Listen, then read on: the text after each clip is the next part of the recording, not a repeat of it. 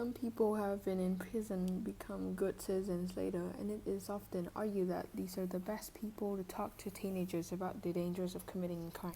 Mm. To what extent do you agree or disagree? It is true that ex-prisoners can become normal, productive members of society. I completely agree with the idea that allowing such people to speak to teenagers about their experience is the best way to discourage them from breaking the law. In my opinion, teenagers are more likely to accept advice from someone who can speak from experience.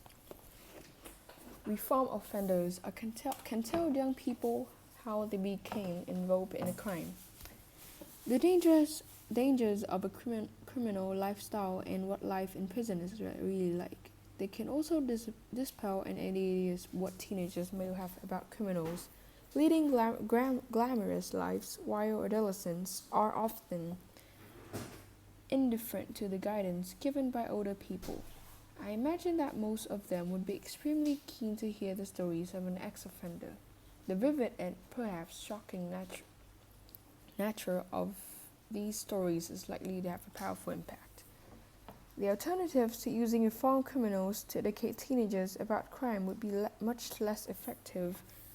One option would be for police officers to visit schools and talk to young people. This could be useful in terms of informing teens about what happens to lawbreakers when they're caught, but young people are often reluctant to take advice from figures of authority. A second option would be for school teachers to speak to the students about crime, but I believe that students would see teachers as credible sources of information about this topic. Finally, educational films might be informative, but there would be no opportunities for young people to interact and ask questions. In conclusion, I fully support the view that people who have turned their lives around after serving a prison sentence could help to deter teenagers from committing crimes.